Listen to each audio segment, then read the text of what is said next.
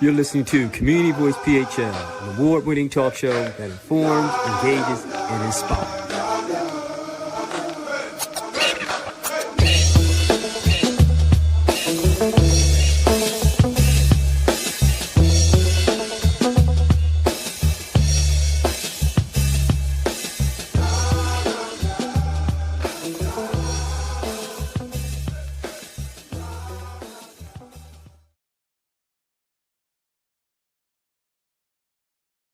Hey, thanks again for tuning in to Community Voice PHL Talk Show, an award-winning talk show that highlights the value-based programs and services that people are doing all across the nation and even right here in the tri-state area.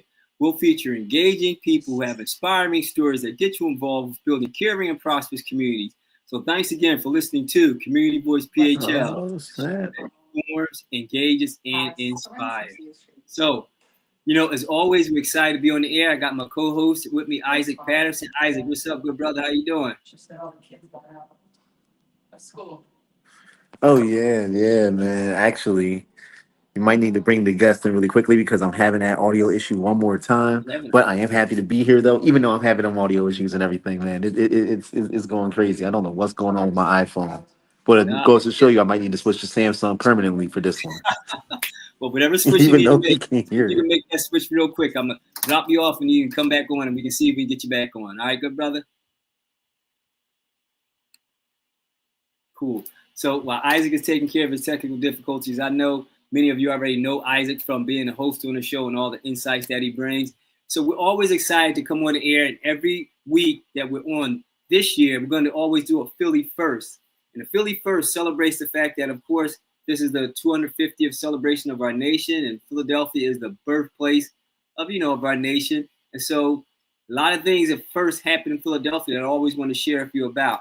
And I know the springtime coming around and the season's changing. I know a lot of y'all out there like glad the weather's good and, hopefully it'll last, but take advantage of it because next week is, the weather's supposed to get back to what it normally is, which is the, springtime, mid 50s or so. But when you're in the 80s and almost close to 90s, to go to mid 50s makes it feel like it's cold, which is kind of interesting, right? Because who would think that 50 degrees would be considered cold after coming off of winter when you have -degree temperature? But such as it is with weather, right? It's funny like that. But getting back to the Philly First. The first pencil that ever had an eraser on it was invented in Philadelphia. And I know that may not seem like much, right? Especially since nowadays, not too many people use pencils. It's always typing or texting or, anything like that, right? But just as a Philly First, the first mistakes were made and corrected here in Philadelphia with the first pencil that was ever had an eraser on. And that was in 1858. They had the right stuff there. So I guess back in the day, if you made a mistake, I guess you started over or. No. You want to know why they invented the eraser in Philadelphia? Reason why they did that. We got Isaac back in the scene. Absolutely, finally. Why we invented the eraser so that we could try to erase the mistake that was the Dallas Cowboys from existing. That was exactly why that happened, Wait, now, of course, you're gonna get a lot of Dallas fans that chime in about that, right? But that's another thing, right? But listen, I can't help brain injuries, man. That's a really traumatic situation that happened to them. Mm-hmm. We gotta, we might have to re-injure the brain to get them back to being Eagles fans. Have them erase them. Remember how that movie Amnesia? You just bump your head real quick. Yeah. That needs to happen that way. Okay. Well, hey, however it needs to happen, just know that the first pencil that erased any of the mistakes like that was done in Philadelphia for whatever reason. Now, Isaac says to erase the Dallas fans, but for whatever reason, it was done in Philadelphia. And every time we talk about a Philly First, there's always an event associated with that. So the Philly First, or the festival that will happen to celebrate the first pencil with an eraser, that's actually not going to take place until November. Most of the ones we talk about happened most recently. The festival events happened most recently. This one isn't going to be until November. Guess it gives you a chance to erase some of those mistakes along the way that you make throughout the year. So on November 26th, you're going to have a festival event at the Nashville Library celebrating the festival of the first Pennsylvania eraser, and plus a lot of other fantastic things that'll be happening in that museum as well. But just wanted to share with you about that, and we'll have that in the show notes. But anyway, that's the festival. Now, getting to our guest. We have a guest that's going to come on and share some very important, insightful information about AI. Now, generally, when people talk about AI back in the day, of course, they used to think about Allen Iverson. But now, not that Allen Iverson isn't that popular anymore, because surely he still is. But people know nowadays when you talk about AI, we're talking about artificial intelligence.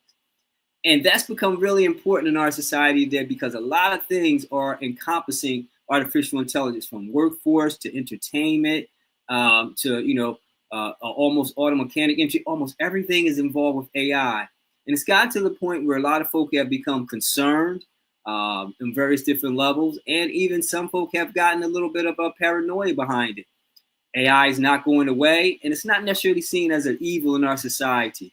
It's just similar as the advent of the computer. Back when the computer came on the scene, a lot of folk were overly concerned, and again, maybe rightfully so, about the concerns of the computer.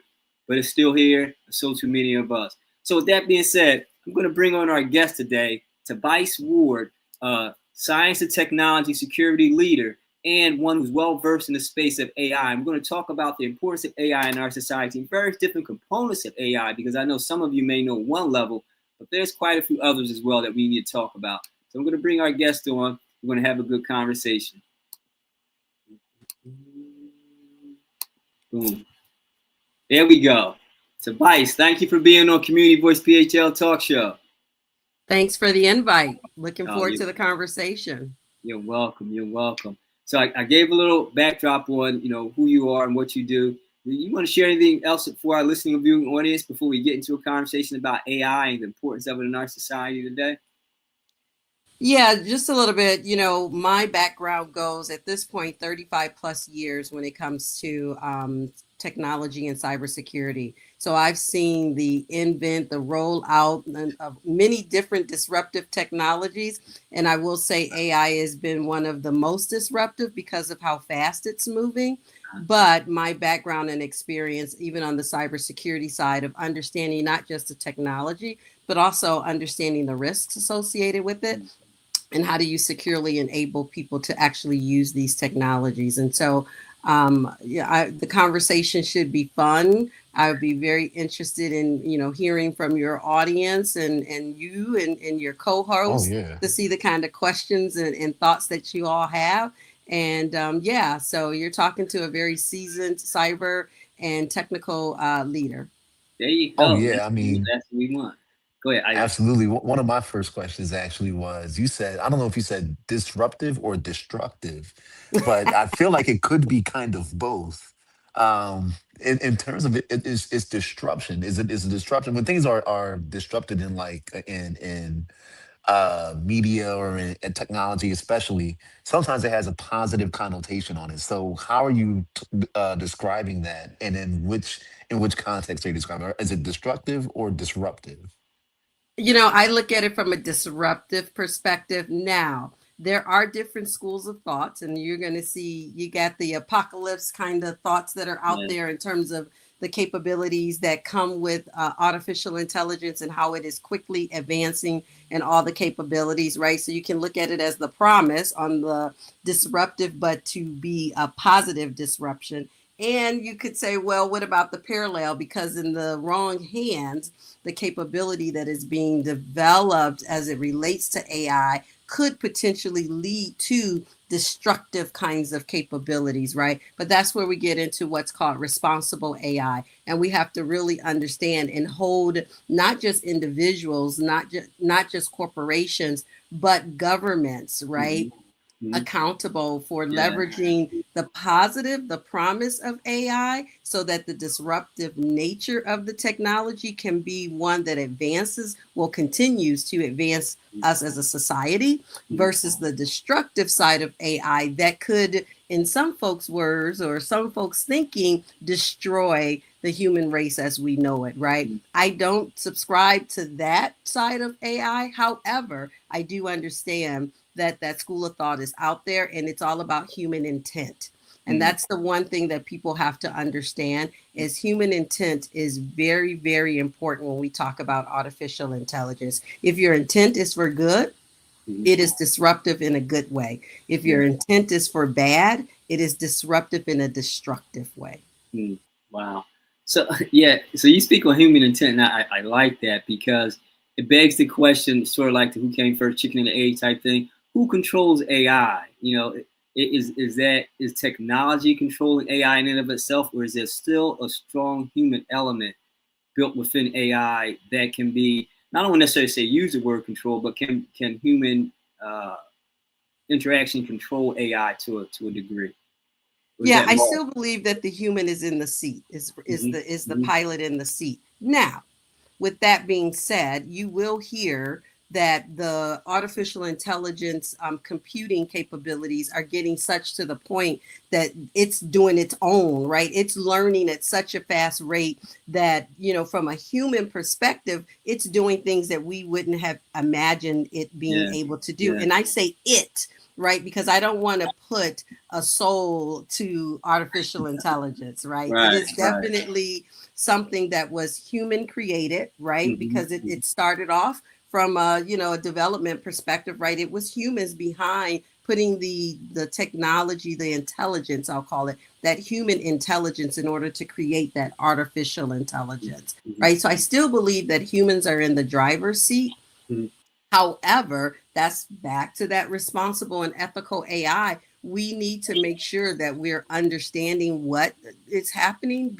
I'll call it underneath the covers with AI, and figure out those worst case scenarios. That's where the risk part comes into play, right? So when you think risk, you think about what's the worst thing that can happen. And if that happens, what are the controls? What mitigations can we do? Can you unplug it? So what happens if you unplug it? Because at the end of the day, if it's running off of electricity and it no longer has electricity, you expect it to stop working, right? It can no longer do the things you think it can or should be able to do, right? So that consequence-based thinking has to also be part of the evolution in which we leverage what I call the promise of artificial intelligence. So hold on. I know you want to get in here, Isaac, but I just want to put this out here real quick. I was watching this movie. Me and my wife watched this movie, Tron. You ever see the movie Tron, Tabice? I have not. Nah, okay. I don't want to spoil it for you, but I'm going to spoil it for you. There's a part in the movie. Did you see it? Have you seen it, Isaac? Oh yeah, of course. I figured you did. So anyway, real quick, because I want to let Isaac jump in because I know he has a good question.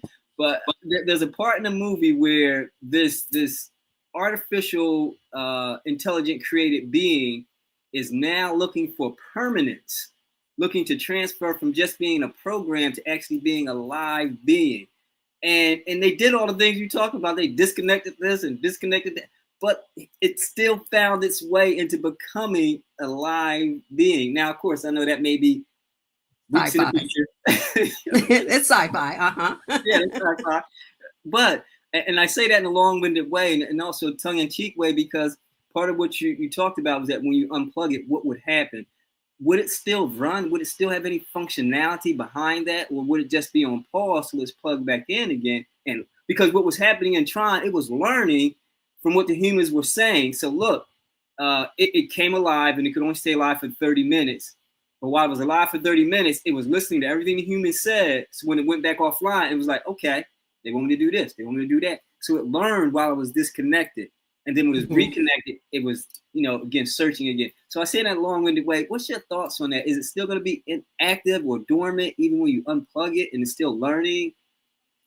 I'm going to be honest, right? I don't know, right? We're still learning ourselves, right? It shouldn't, right? If you think about just the rules in terms of how we know electronics and electrons and all those other kinds of things to work, right? Our human mind says no, right? But then at the same time, we watch some of these sci-fi kinds of movies and it's like, well, maybe, right? Because look, we got electric cars today, and when we were watching the Jetsons, right, it was, some of the things that we, at least I'm a little older, that I watched as a kid are things that we have the capability that we thought, oh, that is so futuristic, it could never happen, and so on and so forth. And we are seeing it today. So can I say to you, no, absolutely it cannot. I cannot say that, right? I'm sure your listeners will be like, oh, let me figure out how to prove her wrong, right? And then they'll come up with their algorithms. You want to know how they found out that they prove you wrong? Is by entering that, asking ChatGPT how to prove her wrong. Right? It's hilarious. Exactly. So I think it's just important to understand that we know what we know today, right? Mm-hmm. There are people that know way more than us when it comes to this, that are at your in the labs and that are continuing to build. You know, you think about, like, even not to promote any one particular tool, but you know, Open AI and their Yeah. platform, right? Yeah. They've already talked about how they aren't letting it be in the hands of certain kinds of Yeah.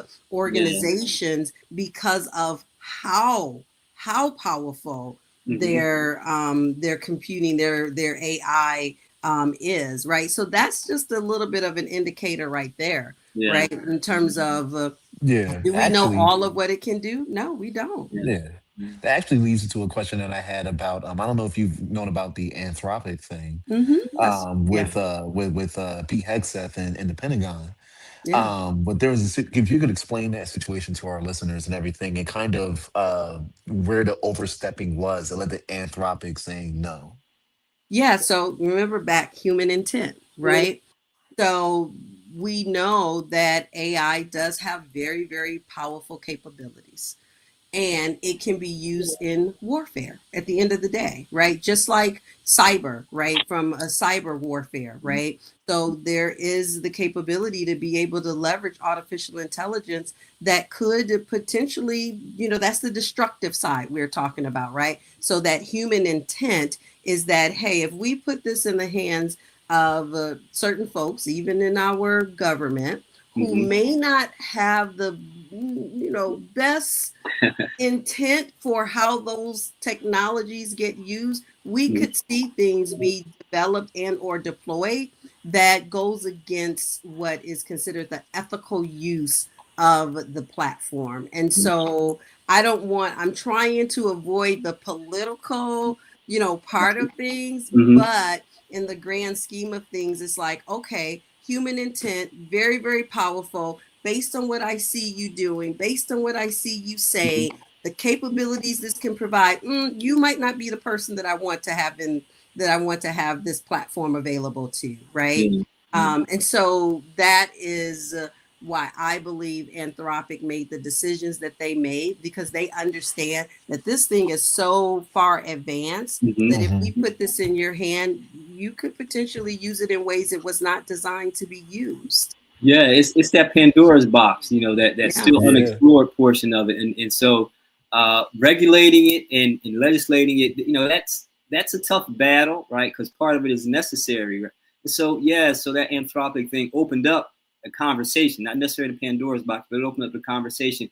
To your point, human intent, getting the wrong hands, it can be not only disruptive but totally destructive in that regard. But what I would like to ask for you to do also is share for our viewers and listeners, because they know about AI, but some of our viewers and listeners only know a surface level. So there's generative, there's other forms of AI, you know, and then there's Chat GBT. Talk a little bit about that. And then also, I was in a workshop that you did. We was in Chicago, where we in Detroit.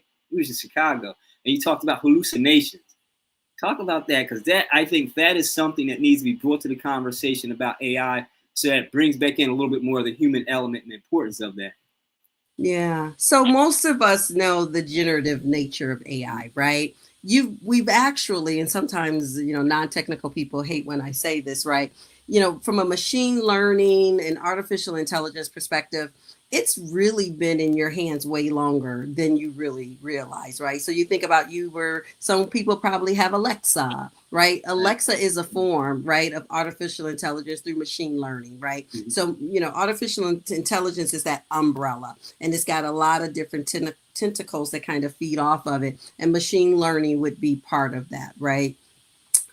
But we know generative AI because of the Chat GPTs, the Claude, the Geminis, right? The personal assistants that now we can have as part of how we just work day to day, right? Your phone, right? Your Yeah. phone probably's got an AI assistant, and it learns, you know, oh, you go to the Starbucks every morning at 9 a.m. and you order a cortado because you're using the Starbucks app. So it's learned what you're using, and it can tell you, it can ask you, would you like for me to place a mobile order to Starbucks for your Yeah. cortado, right? Because it's Yeah. Yeah. learning you. So what I would say to your users or your listening audience is AI is all based upon data.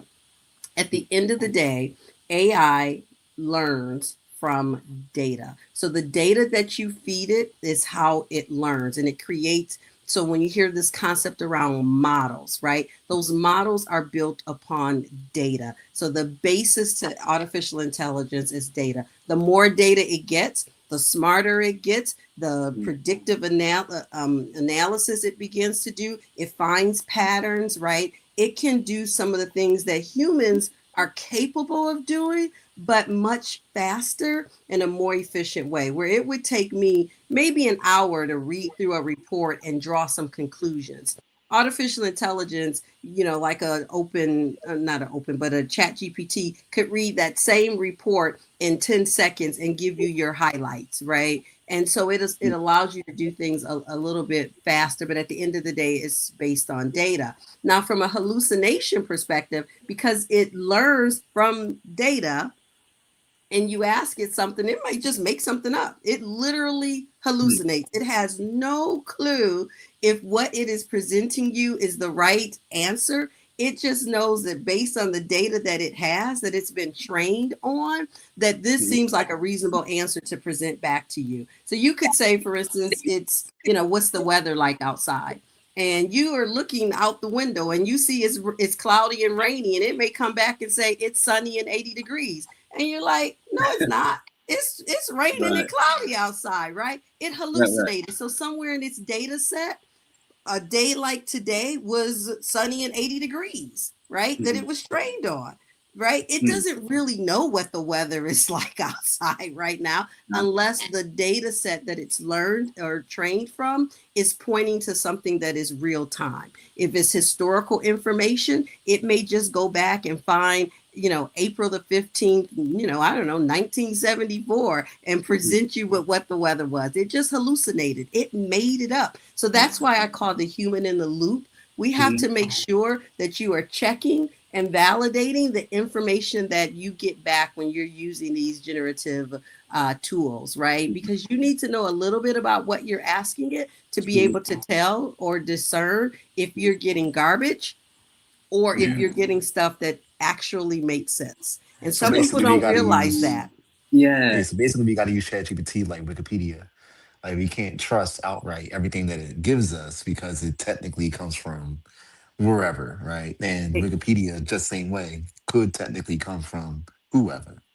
Exactly. So if you don't know how the models are trained, the data you get back, you got to make sure, right? You can ask it to do something and it present a business plan, and that business plan could just be completely made up, and you don't check it, you don't really know what you're doing, and you go present it to a client or something, and they're looking at this like, okay, your business plan makes zero sense, because you didn't know what you really needed to know, and it just created whatever it thought would be good, and you didn't check it, you didn't validate it, you didn't make sure what was in it was correct. So you always have to check, you always have to validate from a generative AI perspective what is being produced back to you.